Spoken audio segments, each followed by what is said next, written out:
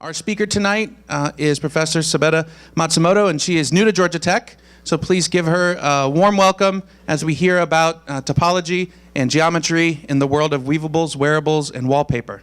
Thank you.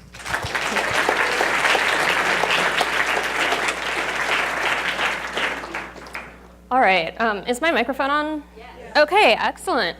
All right, so I guess I'll tell you a little bit about myself. So I'm a new professor here in the physics department. And I study the math of materials. So mostly that involves the mathematical concepts of geometry and topology, which I will explain to you in much more detail as we continue. But ever since I was a little kid, I always loved fiber arts and textiles. So I've been sewing and knitting and doing crafts since I was a little kid. So it turns out that there are a lot of concepts that you use when you're doing things like trying to construct an outfit, make clothes, understand how to fit a shoe, things like this, that are all concepts in geometry and math. So I thought I would take the opportunity to sort of walk you through how you can learn about some really more esoteric mathematical concepts by studying things that you're used to seeing in daily life. So I'm going to begin by talking a little bit about symmetry. So the human mind or the human brain is designed to pick up a lot of symmetries. So you see something, you recognize a pattern, and somehow your brain tells you, oh, this is good, I like it. So you're quite used to seeing these in daily life. So we see them in nature all the time, and in a lot of art and architecture, you see people trying to copy these sort of symmetric structures. So it turns out symmetry is actually a mathematical concept. And so the mathematical definition of symmetry is a transformation, so some sort of motion of an object that leaves the object looking the same. So what I've got here, so this is a knitted doily or shawl, and it's the background of my talk, but this is a close-up picture of it. And if you look closely at it, the central floret has 12 different petals on it. So we've got 1, 2, 3, 4, 5, 6, 7, 8, 9, 10, 11, 12. So this has 12-fold rotational symmetry. So if I take this point and rotate it by 1/12 of a turn, I'll take this point over to this point, but you won't notice that I've done anything to the pattern because it has this as a symmetry. So let's look at something maybe a little more common. So we'll look at some different flags from around the world and see if we can spot the symmetries in them. Okay. So here we have Albania, Georgia, Tennessee, Switzerland, Vietnam, and Macedonia. So can anyone tell me what sort of symmetries you see in these? Reflection symmetries. So there's reflection symmetries. Excellent. So each one of these has reflection symmetries. And each one has slightly different reflection symmetries.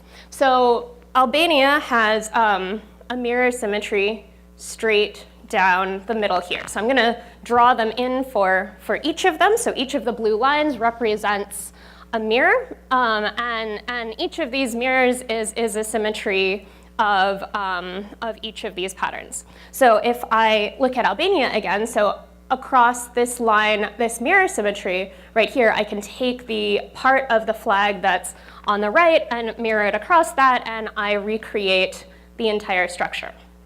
Okay. If I move over to Georgia, now I've got two mirrors.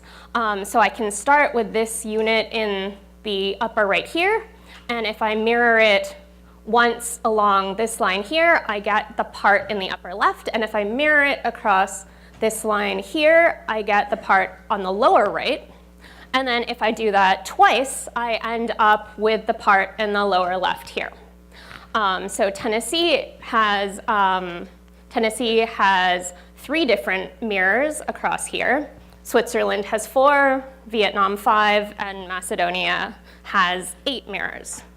So this brings us to a notion of something that's called the fundamental domain.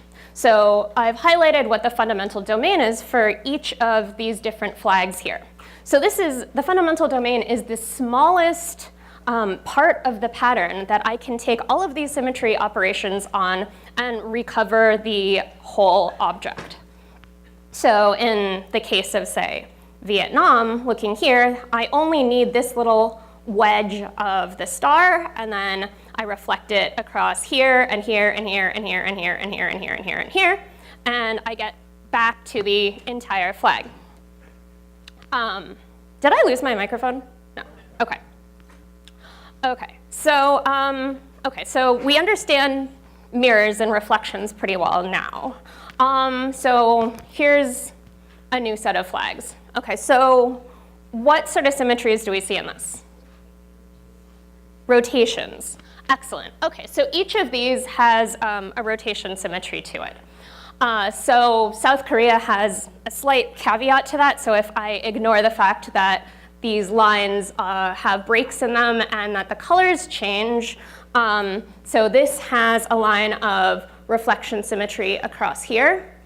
Same as Maryland has a rotational symmetry across here. So I rotate it by 180 degrees about the center point, and I recover the same structure. So I'm going to do exactly the same thing as I did before and draw in all of the rotational symmetries here.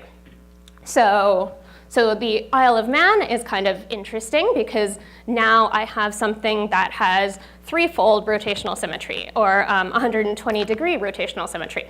So I take this part of the leg here and rotate it about the central point by 120 degrees, and I recover this leg here. I do the same thing again, and I recover this leg at the bottom. So I can do exactly the same thing I did before and draw in the fundamental domains for each of these objects. Only now I'm not mirroring across each of these lines, but I'm rotating about a central point right here. Okay, so we understand a lot of these things, but what's going on here? So this is the flag of Martinique. So it looks like it's got a lot of symmetries, but reflections don't work. So the snake has its face pointing to the left over here. So if I mirrored it about this point, it should have its face pointing to the right over here, but it doesn't. There's no rotation, so I can't take a rotation about this point because that would turn this snake upside down when it got up here. So what's going on? Does anyone know? Translations, excellent. Okay, so translations are another type of symmetry we have. So instead of illustrating it the way I did before, I'm going to show you a little animation. So this is courtesy of some software that's called Attractor. So this is a pattern that's like those dragons or snakes. So what I do is this is lions. So I take the fundamental domain and I wrap it up on itself and create a sort of donut-shaped stamp. And what I'm going to do is I'm going to unroll the stamp all the way across the plane. So I'm going to sort of squish it out. And every time the stamp comes in contact with the surface, I'm going to copy the image from the stamp onto the surface. So what I've done is I've taken one little line, I've wrapped it up into a torus, and now I've unrolled it out to make this entire pattern. So that is now our notion of what a fundamental domain is. So we can do the exact same thing for our favorite mirrors and rotations. So this is what happens when I do it for reflections. So this is mirror symmetry. So I've got 4 mirrors meeting at the point up here and down here, and 2 mirrors meeting at this point. So now I've got a triangular stamp, and it's just going to unfold itself out across the plane, and it's going to copy every image on the stamp onto the plane, and eventually it will cover the entirety of 2-dimensional space, and I'll end up with this as my final pattern. So we can do exactly the same thing with rotations. So now I've got, so now I've got some rotations. So what I do here, so I've got a 6-fold rotation here, 3-fold rotations here, and a 2-fold rotation here. So instead of folding it up into a stamp, I fold it up into a samosa and glue the edges together. And now what I'm going to do is I'm going to roll the samosa out across the plane. So this is sort of interesting because you'll notice that the front and back sides of the samosa aren't the same. So that's how I can get symmetries like this. So something that has rotational symmetry, because the front and back don't need to be the same, but when I start with a line here, it will end up being the same as a line right here. So I'm not limited to doing just these 3 operations. So I've done loops, reflections, and rotations. So I can combine them in different ways. So what this one is it's a loop with a twist. So the white lines are going to be mirrors, and the blue lines on the edges are going to be identified by the shade of blue. So it's going to wrap up into a Mobius strip. And now it's going to do the exact same process. So it's going to take this and unroll its way across the plane.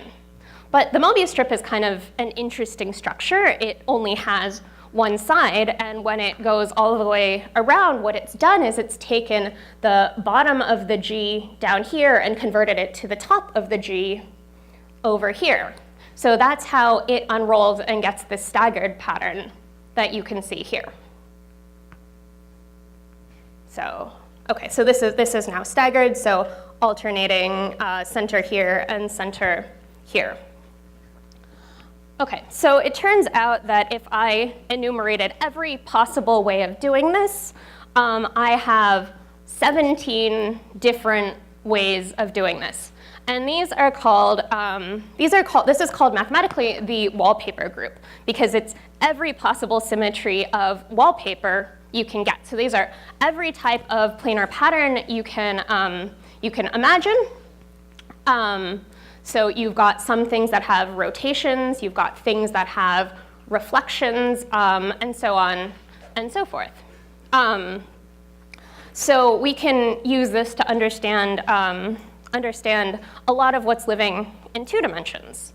So this is something that you see in fabric. So a lot of you are wearing plaid shirts, so you'll notice that you're wearing an element of the wallpaper group.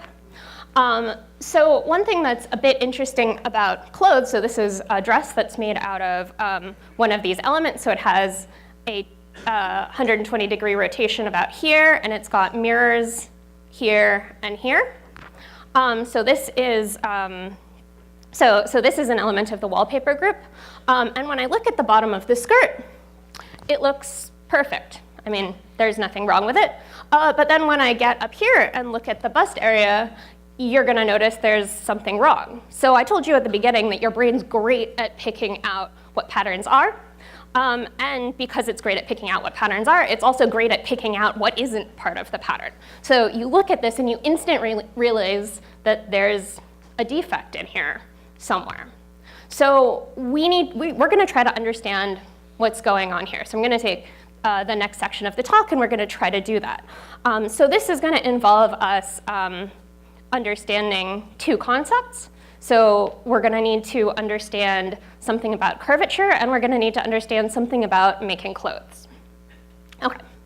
So most of us have some notion of what curvature is. I mean, maybe in geometry class, they drew some curve in the plane, and then they say, okay, well, I can construct a circle that's tangent to it, and then 1 over the radius of the circle is something we call curvature.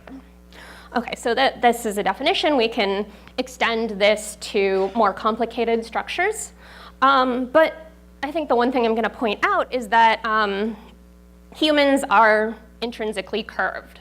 So I have curves. All of us have curves. So we'd like to understand how to go from a flat piece of fabric to something that fits you.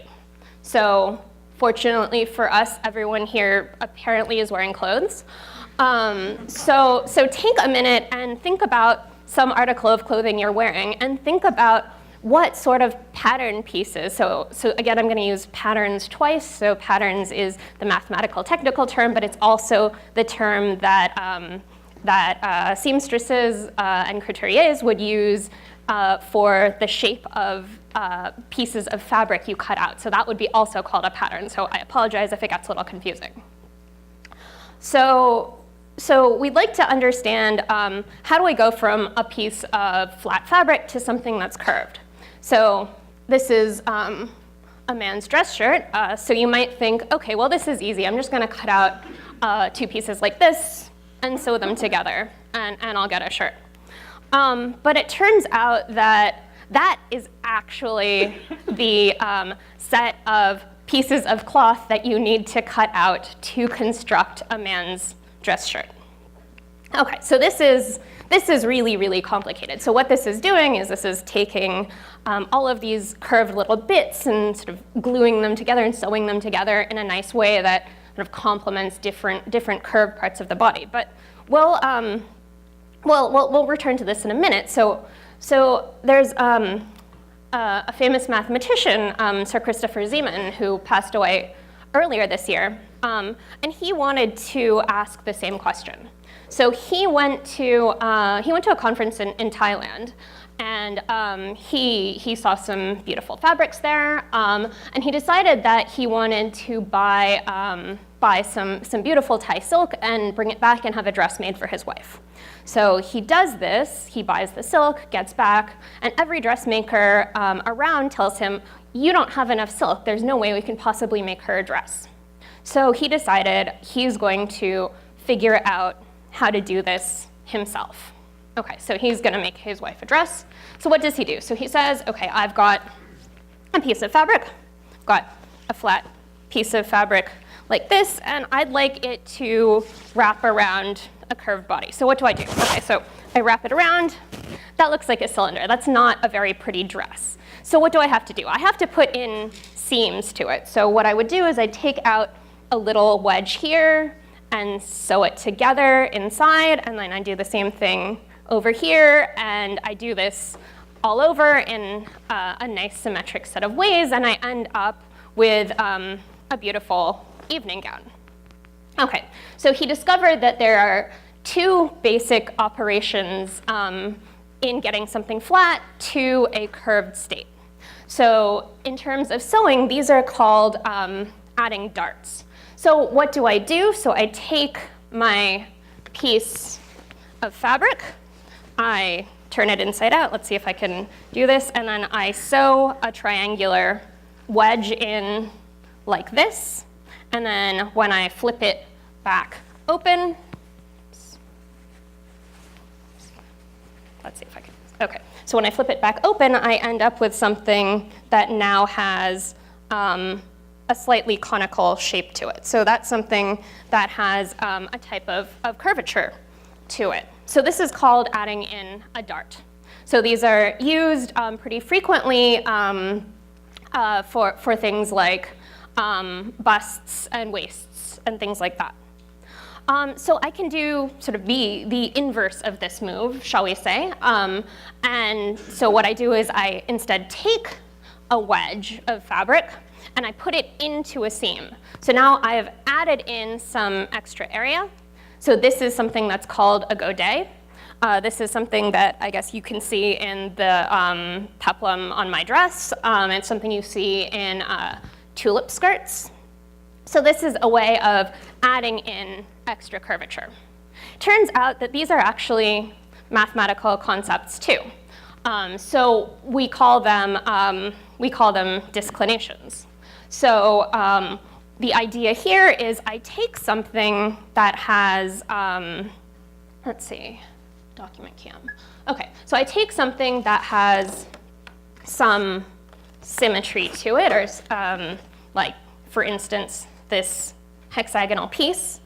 And then what I do is I cut out a wedge of it. So I cut out 1/6 of it and glue it back together. So I can do that here. So I take that and I wrap it all the way around like this and glue it together. So what I've got here is now something that has a cone point to it. So mathematically speaking, we say that this has positive curvature. So this is something that you would see like the top of a sphere or something like that. But I can go a little bit further. So now that I've cut out a wedge that's 1/6 of this, oh, so sorry, this is my cone. So the pattern joins smoothly up. You'll notice that on my piece here too. The pattern joins smoothly at the seam. So you wouldn't notice anything except right at this top point, I have, instead of hexagons everywhere, I have a pentagon around this point. So now I can take that wedge, that 1/6 of a circle wedge I've got cut out, and I can now stick it into another structure.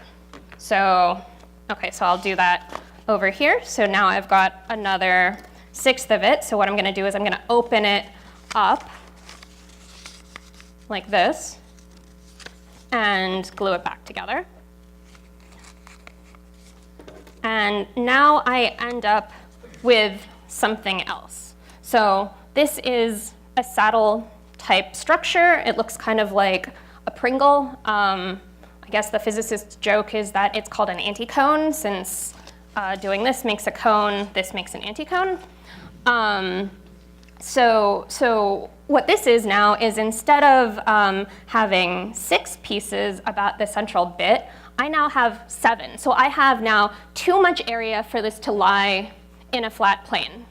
And so mathematically speaking, we say that this has negative curvature.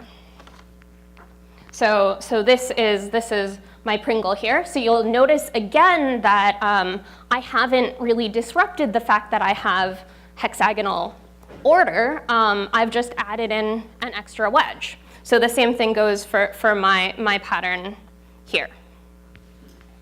Okay, so a few friends of mine decided they would try to do this for a dress. So what they've done is they've taken a bunch of hexagons, pentagons, and heptagons and tried to glue it onto the bodice of a dress to try to capture the curvature. So this was done by my friend Robin Sullinger, who's a physics professor at Kent State, and Andrea Shu, who is a costume designer. So this is one way of physics interfacing with the arts. Okay, so now we have enough to understand what's going on in this dress. So what's going on here is that I'm trying to join something that has positive curvature, so the bust has positive curvature, onto something that has negative curvature. So my waist has negative curvature, so I curve in like this, but around my waist I'm curving around in this direction. So I have a saddle-shaped structure like this. Okay, so now what I've done is I can take these and I can glue now a pentagon piece onto a heptagonal piece, which you can't see very clearly, but I will show you. Right here. So what I've done, I think I'll turn this. Okay. So what I've done is here in the blue, I'll hold this so you can see it. So this is my my pentagonal piece. And the green is my heptagonal piece, so that has 7 sides. So I've glued these two together. So what's going on is that I have these 2 parallel lines in red at the bottom that go straight up, and then it encounters this heptagon-pentagon pair, and they get split apart, and now I have an extra row of hexagons that can fit in. So this is exactly what's going on in the dress. So I would have a perfect pattern down below here, but what I've done is I've added in a bit of negative curvature right here and a bit of positive curvature up here, and what I've done is I've inserted a new row into the dress, a new row of the pattern into the dress. Okay, so we can do this. I just showed you what's going on. So this maybe is a little bit clearer. So I've got my heptagon down here and my pentagon up here, and I've inserted in a row of hexagons. Okay, so we see this all the time in nature. So this is an atomic crystal, and it turns out it's not a perfect atomic crystal because it's got a whole extra row of atoms stuck in here. So we call this a dislocation. So this is a different type of defect you can have. And we see it again in this cactus right here. So what's going on is that the cactus has a narrower radius or narrower diameter at the bottom, and it wants to become larger up at the top. So how does it do that? It does that by inserting an extra column of spines in along here.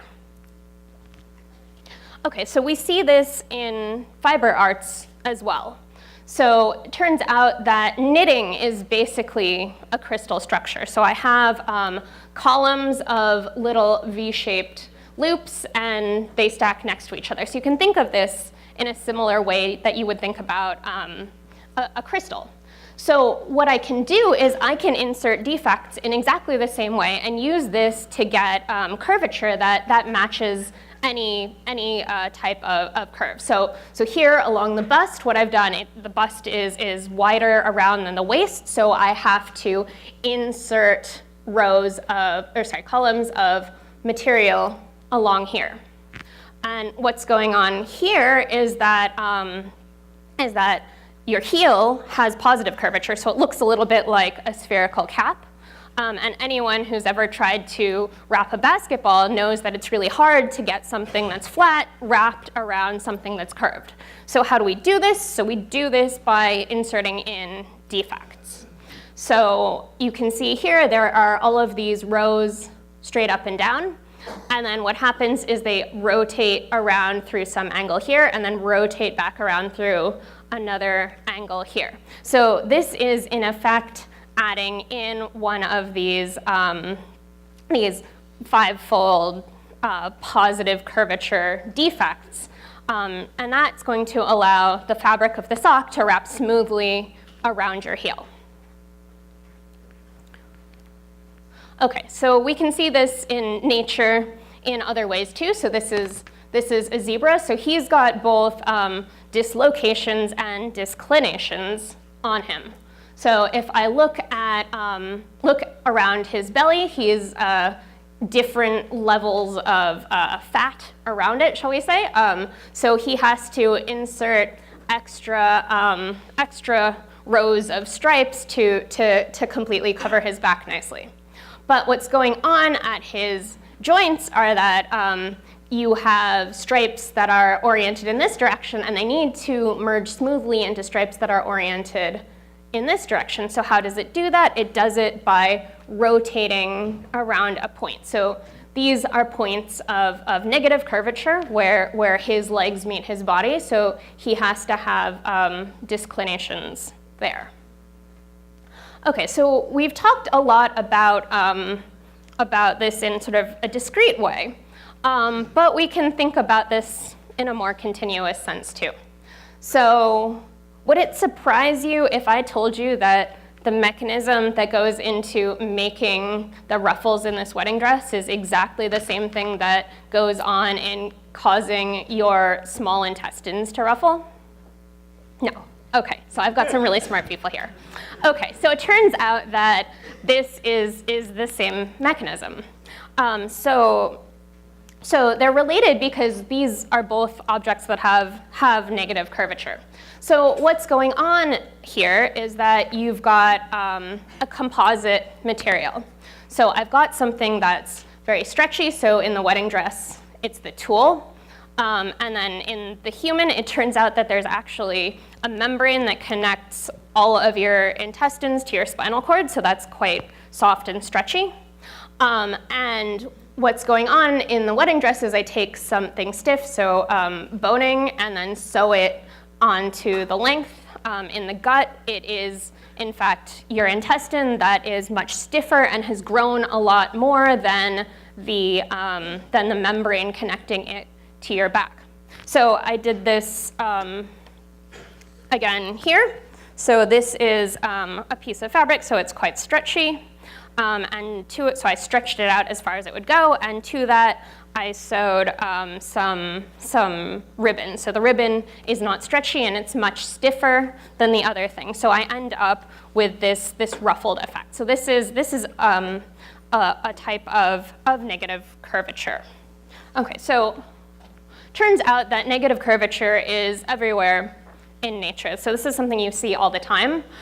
So from a microscopic scale, so this is a mitochondrial membrane in the retina of a tree shrew, and it forms these twisted membrane structures. So it turns out that this soap film right here is generating exactly the same structure as the mitochondrial membrane. So soap films also do this generically. So what a soap film does is it tries to minimize its area, so it's trying to minimize its surface tension. So it does that by sort of stretching itself as much as it can, and it ends up forming these curved structures. So this here is another saddle or Pringle. So it curves down, or sorry, curves up like this between these points, and it curves down between these points like this. So at an even larger scale, you can think of general relativity, and you can think of mass as sources of curvature to your space-time. Okay, so animals use this quite frequently. Animals and plants do this. So this here is a nudibranch, so it's a type of sea slug.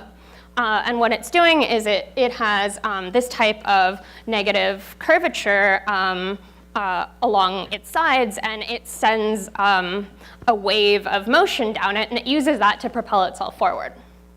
So in the coral and the kale and the calla lily, what's going on is that it wants to have as much surface area in contact with nutrients as possible. So it starts out small, and then what does it do? It grows a row like this, so it stretches it out. So it grows, the second row is larger than the first row. It's longer than the first row. So it does exactly what's going on in this shawl. And there's, again, too much area for it to fit in the plane, so it's forced to buckle out of the plane. So what would happen now if we tried to take a structure like that and continue it everywhere? So, well, first off, it would get really, really, really roughly and hard to understand. The artist M.C. Usher and mathematician H.S.M. Coxeter decided that they would combine forces and try to understand this. So this is how Usher tried to see infinity. So what he's done is he's taken this entire crazy curved surface and smashed it down and fit it into a disk like this. So I'm going to try to walk you through what's going on here. Okay, so this artwork is called Circle Limit 4, or sometimes known as Angels and Demons. So let's look at the center here. So I've got 3 angels and 3 demons, and their wingtips are all meeting. So it turns out that I can inscribe a circle around this point. And then I go out a ways, and now if I look at it here, I've got, again, 3 angels and 3 demons all the way around a point out here. So again, I can inscribe a circle around those. And then if you look at the places where these meet, so I've got 4 pairs of angels and demons meeting around each of the intersections of these circles.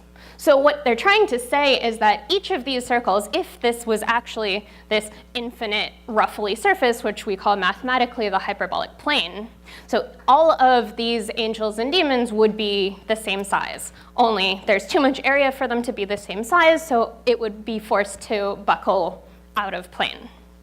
Okay, so we can continue doing this. So this is the next few rows. So this itty bitty tiny circle back here, if this was in three-dimensional space, would be the same size as this is right here. So I can remove the artwork and show you mathematically what the structure looks like. So each of these circles you're supposed to imagine as all being the same size, only now they're sort of crammed down into the plane here. Okay, so we can understand what's going on here by thinking about disclinations like we did before.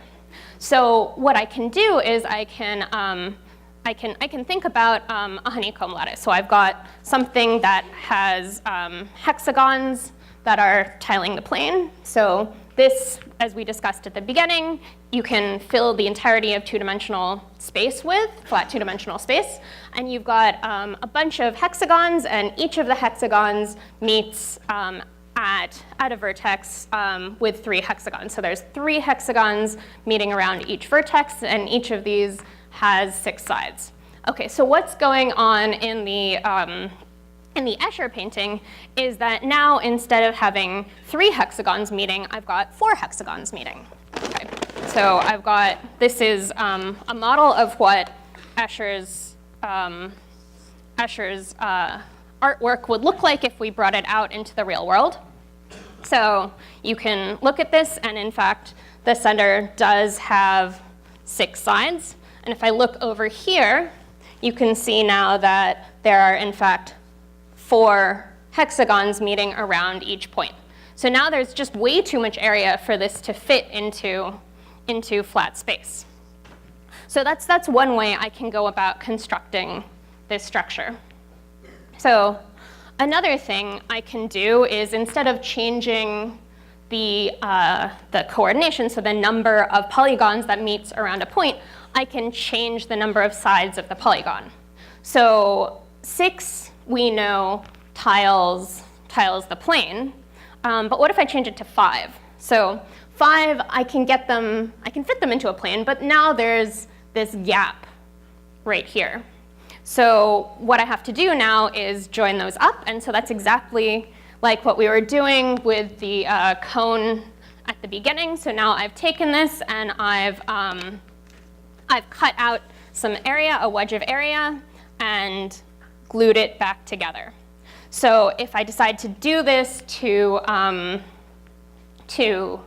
pentagons, it turns out that I can get a structure that's a Platonic solid. It's called a dodecahedron. So this now has 12 pentagons. Every one of them is joined together in groups of 3. So I can do exactly the same thing, only now not with pentagons. I can move up and go to heptagons. So what I have here is I've got heptagons trying to meet 3 at a point. Only turns out that again, these would overlap if they were in the plane. So now I have to cut out an extra wedge of area and stick it in. So this is a model of what that would look like in Escher's diagram. But as it turns out, I also made one so we can see what it would look like. So it turns out that it's a really roughly ball like this.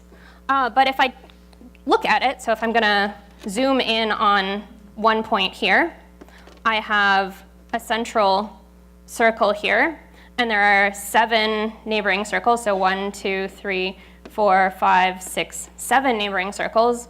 And I find that all of my vertices join 3 circles together. So this is a model of heptagons that are 3 coordinated. So 3 of them meet at every vertex. So this is something that's maybe a bit hard to understand, but I can do the same trick I did back with the torus at the beginning. So I can take this, I can cut out a little chunk of it, and I can glue it back together into an object that we can try to understand. So I did this, and this is an object that's called Klein's chordic curve.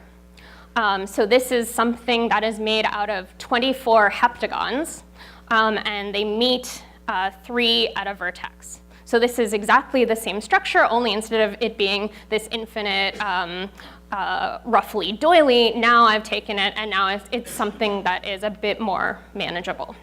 Okay, so we're going to spend the remainder of this talk trying to understand what's going on here. And to do that, we're going to turn to something that is called Eulers Formula.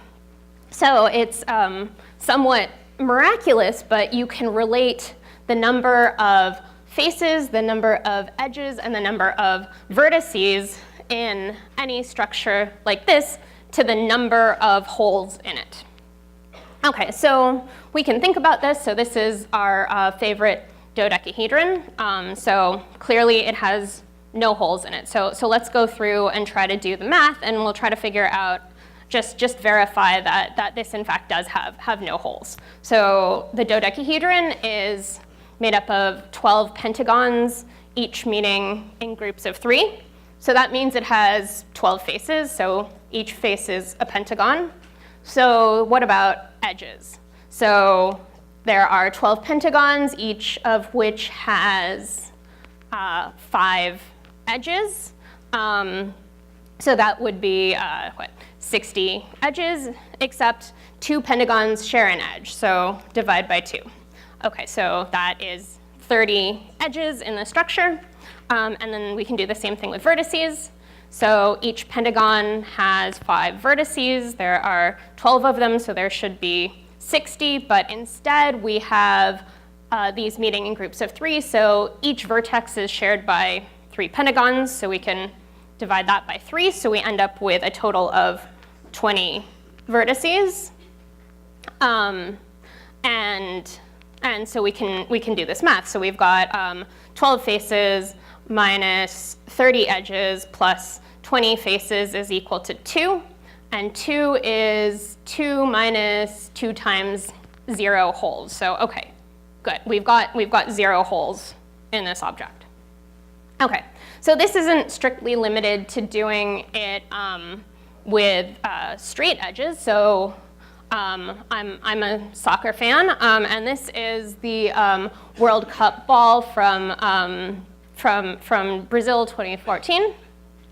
And if you look at it, it kind of has an interesting structure to it. So it has the structure of a cube. So there are 6 quadrilateral faces to it, but they've got funny wiggly edges. And so when you glue them up, you get something that more or less approximates a sphere. So I tried to make one out of paper. Not quite as good as the actual soccer ball, but it somewhat illustrates my point. Okay, so this doesn't look like a regular cube. So it's taken the sharp edges and sort of spread them out along the curved seams, and that allows us to approximate being spherical. Okay, so we can do exactly the same thing with this. So these are quadrilateral faces. So I have one edge here, one edge here, one edge here, and one edge here. So each of them meets at a vertex, meets 3 at each vertex. So you can see orange, green, and blue around this point. Okay, so we can do the same counting. So we've got 6 faces, and so 6 quadrilaterals. So what about the edges? So each one has 4 edges, but we have to divide by 2 because 2 faces share each edge. So we're down to 12. And then for the vertices, we do the same thing. So we have 6 times 4 would be 24, but now we have to divide by 3 because 3 meet at a vertex. So we're down to 8. Okay, so we can do exactly the same counting. So we've got the number of faces. So we've got 6 faces minus 12 edges plus 8 vertices is equal to 2, which is 2 minus 0 holes. Okay, so now that we're pretty sure that this works, so now let's try to understand what's going on in my Klein's chordic curve. Okay, so this is a little bit more complicated. So we've got 24 heptagons. So we've got 24 faces, and each of the faces has 7 sides. But again, 2 faces share an edge, so we're going to say 24 times 7 divided by 2 is 84 edges. And we'll do the same thing for the number of vertices. So we've got 24 heptagons times 7 corners in each heptagon, but they meet, again, 3 at each vertex. So divide by 3, and we're left with 56. So we can do this addition once more. So we've got 24 faces minus 84 edges plus 56 vertices is equal to -4. So -4 is 2 minus 2 times how many holes? 3. Okay, so this thing is supposed to have 3 holes. Okay, so does it? That's the question. Okay, so turns out it does, so I can stick my hand through it once, twice, 3 times. So in fact, this thing is basically a donut that has now 3 holes instead of 1. So we can use this topological notion of number of holes to be able to classify this structure. Okay, so here are my 3 holes. All right, so I hope that throughout this I've been able to tell you a little bit about how to find math in the world around you. And hopefully this has introduced you to some notions of geometry and topology that you may not have been noticing are hiding in plain sight. So with that, I'd like to thank you for your attention and ask for any questions.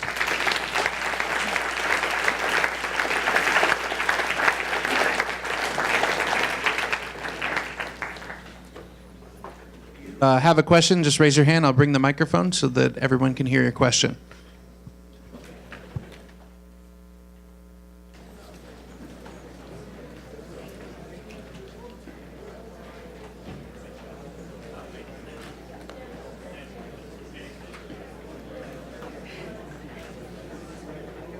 If I make you a church bell which is compact and negative curvature, could you hear it?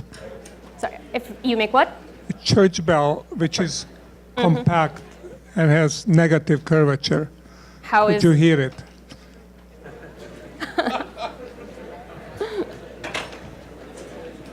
I don't know how it's going to be compact with negative curvature everywhere unless you make it out of this. So you can make one out of that, and you should be able to hear it.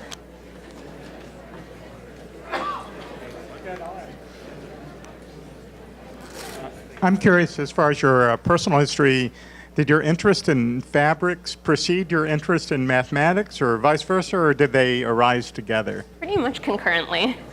Yeah, so I guess I've always liked both.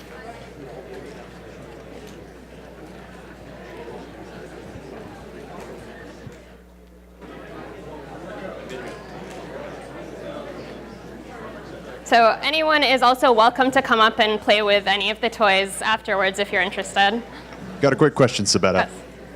Yes. Why does a hexagon tend to be the best 2D representation or figure for all sorts of rotations, translations, and would that change depending upon the dimension you're in?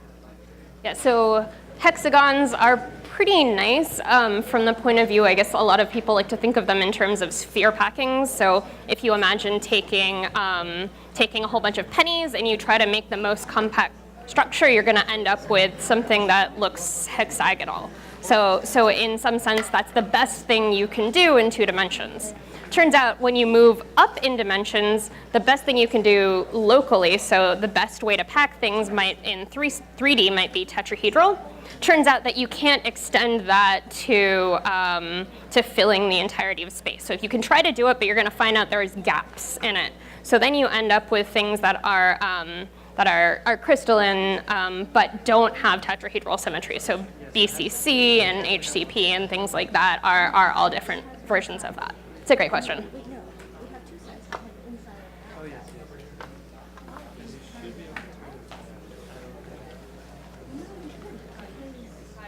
job. What kind of problems are you going to solve in the future? What's the direction that your work is heading in? Okay, so I am actually interested in studying knitting from the point of view of knot theory, so trying to understand how to classify all of these structures with the goal of being able to say, I have some structure, I got a 3D scan of it, I'd like to make some fabric that perfectly clothes it. So that's something that couturiers, clothing designers, they know how to do kind of as a rule of thumb, but mathematicians and physicists have no idea how to do in practice. So trying to make that formal is something I'm interested in.